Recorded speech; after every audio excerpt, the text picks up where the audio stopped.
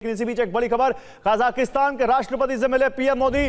राष्ट्रपति तोकायेव से कई मुद्दों पर चर्चा हुई है। पीएम ने कहा कजाकिस्तान के राष्ट्रपति से मिले हैं प्रधानमंत्री, कई मुद्दों पर चर्चा हुई है। उन्होंने पीएम ने खुद पोस्ट करके कहा है एनर्जी, सिक्योरिटी, इन सब पे बात हुई है और ये कहा है कि साथ काम करे हैं हम, स्वास्थ्य सेवा पर भी मिलकर काम कर रहे हैं, ये भी उन्होंने कहा है।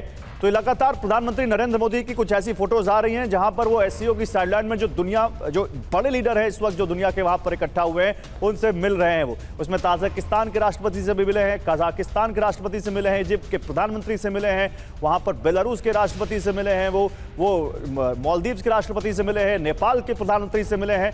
और ये प्रोफेसर भारद्वाज, मैं जिस टाइट रोप की बात कर रहा था उस टाइट रोप पे ही आपको लेकर आऊंगा, क्योंकि जिस तरह से हम बात कर रहे हैं कि क्या चीन और भारत बिल्कुल मिलते जा रहे हैं, क्या चीन और भारत की दोस्ती हो रही है तो पाकिस्तान भी वहां पर, और पाकिस्तान और चीन की दोस्ती कौन नहीं जानता। तो क्या वो कौन सी टाइट रोप है जहां पर हमें चीन से संबंध भी सुधारने हैं, लेकिन हमें, जैसा प्रधानमंत्री ने कहा कि आर्थिक स्वार्थ की दुनिया राजनीति कर रही है, तो उस आर्थिक स्वार्थ में हमें अपना भी हित देखना है। भारत और चीन के रिश्तों का इतिहास देखते हैं तो एक बात साफ है कि रिश्ते जो कायम रहे हैं, जब तक चीन का स्वार्थ रहा है तब तक भारत के चीन के साथ अच्छे संबंध रहे हैं। आप ये मान के चलिए कि पंचशील हुआ 1962 में, कौन सी पॉलिसी पे चीन ने भारत के साथ कंप्रोमाइज किया? क्या पाकिस्तान पॉलिसी पे कंप्रोमाइज किया? नहीं सपोर्ट किया इंडिया का टेररिज्म पे, किसी मुद्दे पे? क्या और दक्षिणी एशिया में आपने पंचशील का जिक्र किया, उस बयान में चीन ने कहा है, मैं इसमें एक चीज जोड़ दूं फिर आप बोलिए। चीन अपने बयान में कह रहा है कि शांतिपूर्ण सह अस्तित्व के 5 सिद्धांतों जिनकी वकालत चीन और भारत के वरिष्ठ नेताओं ने 70 साल पहले की थी को संजो कर रखना चाहिए और उन्हें बढ़ावा देना चाहिए। चीन तो ये बोल रहा है। क्या उस पे चीन रुका हुआ है? 1962 किया, उसके बाद उनका जब आर्थिक हित शुरू हुआ तो आप ये देखिए कि let's engage on economic front, maintain status को ऑन बॉर्डर। क्या हुआ कि आपने 140 करोड़ तक बिलियन डॉलर का आपने ट्रेड पहुंचा दिया, जिसमें बहुत बड़ा एक ट्रेड डेफिसिट है, और जब आपके हित पूरे तरह से पूर्ण नहीं हुए तो आपने डोकलाम किया, गलवान किया, फिर दोबारा से ब्रीच ऑफ ट्रस्ट किया। तो आप ये बात मान के चलिए कि चीन ने अपने स्वार्थों को, अपने हितों को प्रायोरिटी दी। भारत का कभी भी भारत के साथ तिब्बत का इश्यूज है या बाकी रिफ्यूजी इश्यूज है, पाकिस्तान है, टेररिज्म है। आप ये देखिए कि श्रीलंका में क्या करने आए थे, वो अपना स्ट्रेटेजिक पोर्ट बना रहे थे। मालदीव में क्या कर रहे हैं, वहाँ की सत्ता बदलने में लगे हुए थे। नेपाल में क्या कर रहे हैं, वहाँ पे पॉलिटिकल कॉन्स्टिट्यूएंसी, उन्होंने एम्बेसी जो थी वो वहाँ पे पॉलिटिकल पार्टी बन के काम कर रही थी नेपाल में। तो आप ये बात मान के चलिए कि चीन सिर्फ और सिर्फ अपने हित के लिए आज भी भारत को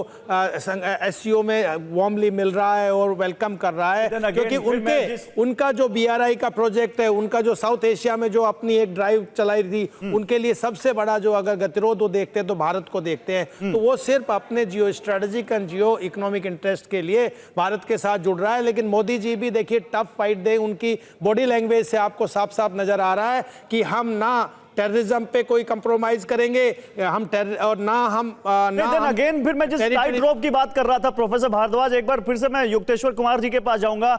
प्रोफेसर भारद्वाज ने जो कहा है मैं वो बिल्कुल मानता हूं कि चीन के साथ हमारे जो पुराने अनुभव रहे हैं हमें बहुत खट्टे ज्यादा और मीठे कम अनुभव देते हैं युक्तेश्वर कुमार जी। लेकिन फिर प्रधानमंत्री ने जो कहा, जो विदेश मंत्रालय ने अपने बयान में कहा है कि भारत और चीन दोनों ही सामरिक स्वायत्तता चाहते हैं और उनके संबंधों को किसी तीसरे देश के चश्मे से नहीं देखना चाहिए। इसे अमेरिका के प्रति एक अप्रत्यक्ष संदर्भ के रूप में देखा जा सकता है क्या? यानी डिप्लोमेसी में जहां आप बात एक तरफ कर रहे हो लेकिन निगाहें दूसरी तरफ हो, आप बात किसी और से कर रहे हो, मैसेज किसी और की तरफ जाए, कि वो चाइना और इंडिया की बात कर रहे हैं, लेकिन जब वो सामरिक स्वायत्तता की बात करते हैं, जब बात करते हैं कि कोई तीसरा हमारे बीच नहीं आ सकता, तो क्या वो किसको मैसेज दे रहे हैं? देखिए, चीनी में भी एक कहावत है कि पायवन पुरु इचियन। सबसे बड़ी बात है कि 100 बार सुनने से ज्यादा अच्छा है कि हम एक बार सामने देखें। तो दिखावे से नहीं, असली काम से पहचान बनेगी। अब ये हम किसी को दिखावे के लिए हम नहीं कर रहे हैं, हम चाह रहे हैं कि हमारे संबंध जो हैं वो मजबूत हो। सबसे पहली बात, ये जो पंचशील की, जिसको हम हफिंग कुंगचू वुशियांग योंजे कहते हैं, ये 1952 की बात है, 1962 की बात नहीं है। और 1959 से पहले हमारे संबंध, भारत और चीन के संबंध करीब करीब सबसे अच्छे रहे हैं। उससे पहले अगर 2000 सालों की बात करें तो और भी अच्छे रहे हैं। लेकिन हमें हमेशा ही फूक फूक करके, सोच समझ करके चाल चलना होगा, ताकि चीन जो है 1959 से लेकर के जो 62 के बीच में जो बदमाशी किया, या 2020 में जस्ट 5 साल पहले भी हमारे कजन ब्रदर्स मरे समस्तीपुर के, वो मरे जून 2020 में, वैसी हरकत न हो। तो सब कुछ सोच समझ के चलना चाहिए। ये किसी को दिखावे के लिए नहीं है। हमें ये चाहिए कि हमारा जो मेन इंटरेस्ट है, जैसे कि बहुत बार ये बात हो चुकी है कि इंटरनेशनल रिलेशन में न कोई दुश्मन होता है हमेशा, न कोई दोस्त होता है हमेशा, सबसे ऊपर होता है। ये बात कल खुद देश के रक्षा मंत्री राजनाथ सिंह ने कहा कि कोई स्थायी दुश्मन और दोस्त नहीं होता, जो स्थायी होता है वो हित होता है। आप अपनी बात पूरी कीजिए जल्दी से।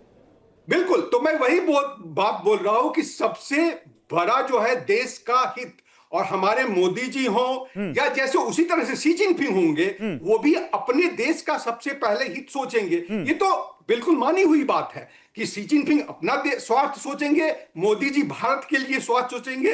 लेकिन जब तीनों बड़े बड़े देश, भारत, चीन और रूस, एक साथ आ जाएं, तो ये बहुत जरूरी है अभी। नहीं, उसमें प्रोफेसर युक्तेश्वर कुमार, एक मेरा थोड़ा सा आपसे डिसएग्रीमेंट है कि भारत और चीन वाकई अपना हित सोचेंगे, लेकिन भारत का जो सूत्र है वसुधैव कुटुंबकम, वो चीन का नहीं है।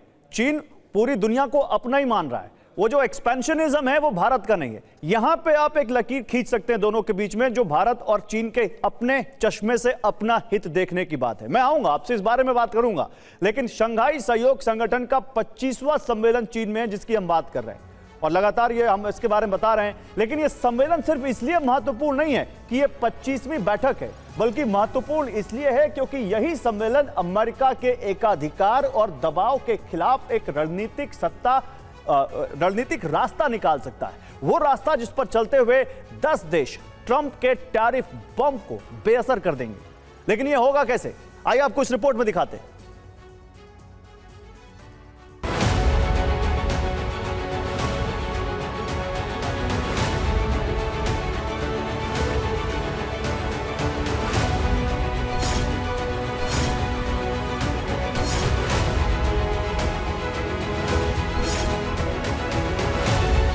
दबाव कितना ही क्यों ना आए, हम झेलने की अपनी ताकत बढ़ाते जाएंगे।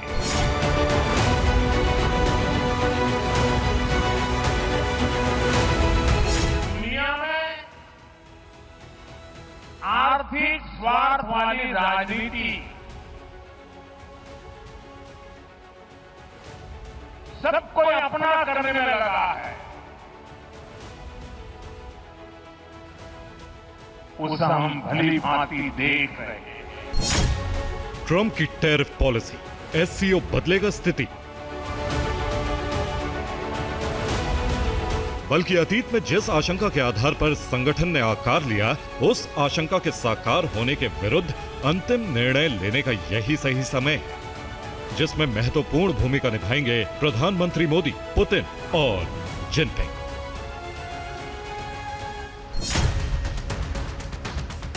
एससीओ के सम्मेलन का मुख्य मुद्दा भले ही आतंकवाद, चरमपंथ और अलगाववाद के खिलाफ एकजुट होकर लड़ना है, लेकिन इस बैठक में जिस विषय पर फैसला होगा वो विषय ट्रंप के दबाव बनाने वाली नीति है। और तय है कि भारत, चीन, रूस मिलकर ट्रंप के एकाधिकार वाली नीति के खिलाफ बड़ा कदम उठाएंगे। अब ये कदम क्या होंगे, इन्हें बैठक के बाद सार्वजनिक किया जाएगा, लेकिन इतना तय है कि यही तीनों देश मिलकर ट्रंप के प्लान पर पानी फेर सकते हैं। ऐसा इसलिए क्योंकि रूस के पास तेल, गैस और मिनरल्स है, चीन के पास मैन्युफैक्चरिंग तकनीक और ढांचा है, जबकि भारत के पास बड़ा कंज्यूमर मार्केट और सर्विस सेक्टर है। और यही वो देश हैं जो मिलकर सर्कुलर ट्रेड बना सकते हैं, जिसमें रूस की भूमिका ऊर्जा और धातु देने में होगी चीन की भूमिका तकनीक और मैन्युफैक्चरिंग में होगी, तो भारत उपभोक्ता बाजार और आईटी सर्विसेज दे सकता है, जिसका सीधा मतलब है कि रूस, चीन, भारत साथ मिलकर अमेरिकी टैरिफ का दबाव खत्म कर देंगे और बहुत ही कम लागत वाली वैकल्पिक अर्थव्यवस्था तैयार भी कर सकते हैं।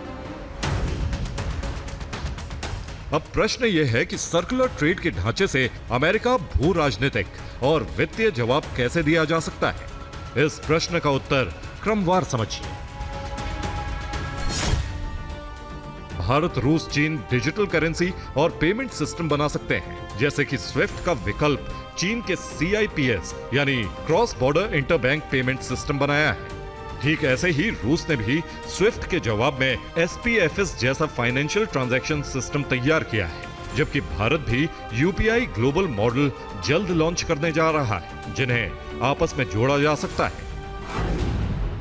यानी इंटरनेशनल ट्रांजैक्शन के लिए SCO के सदस्यों को अमेरिकी करेंसी की जरूरत ही नहीं पड़ेगी। और इस दिशा में कदम उठाए जाने के संकेत प्रबल इसलिए हैं क्योंकि चीन ने पहले ही अमेरिकी प्रोडक्ट्स पर भारी टैरिफ लगा दिया है और भारत, रूस भी कृषि, तकनीक और रक्षा क्षेत्रों में अमेरिकी सामान पर टैरिफ हाई कर सकते हैं।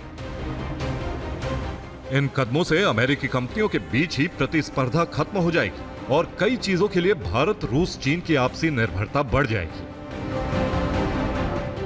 जिससे न सिर्फ संबंध मजबूत होंगे बल्कि अमेरिका का हाईटेक एकाधिकार भी खतरे में पड़ जाएगा। Bureau report, TV9 Bharatvarsh.